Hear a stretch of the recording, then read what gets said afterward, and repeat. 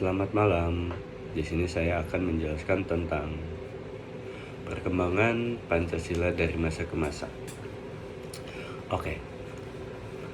Pancasila merupakan dasar negara sekaligus ideologi bangsa Indonesia, yang dimana sudah dari tahun 1945, kurang lebih 80 tahun, Pancasila sudah menjadi ideologi di Indonesia.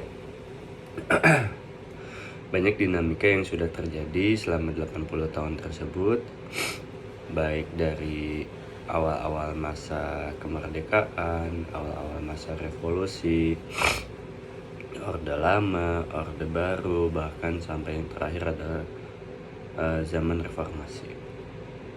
Baik, saya akan menjelaskan di awal kemerdekaan.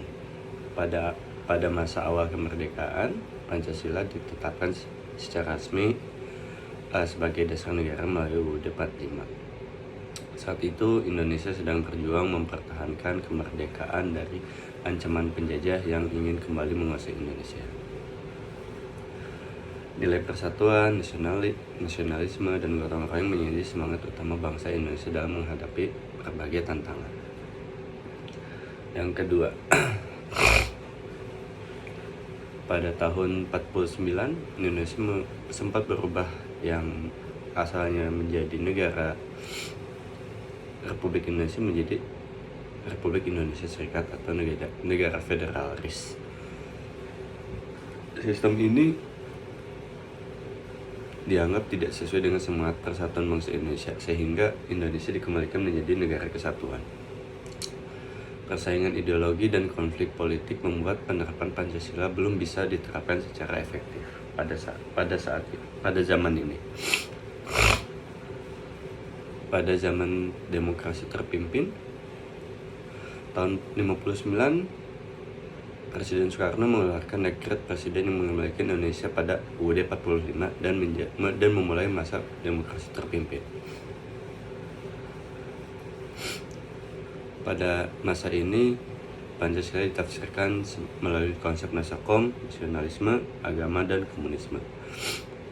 Kekuasaan pemerintahan menjadi lebih terpusat dan konflik ideologi semakin kuat sehingga terjadi krisis politik pada tahun 65.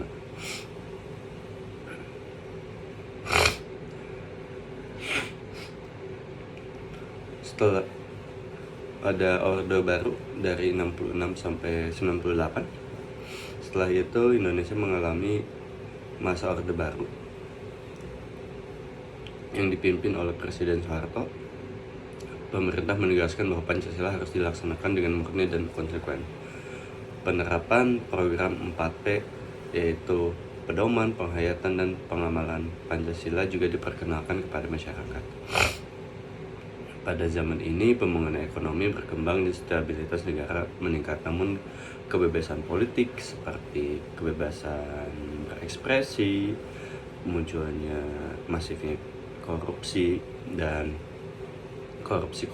kolusi, dan nepotisme itu sangat masif pada zaman Orde Baru.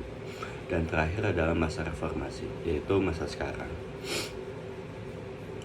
Demokrasi lebih terbuka, kebebasan pers meningkat, dan masyarakat lebih bebas menyampaikan pendapat. Tantangan pada orde reformasi adalah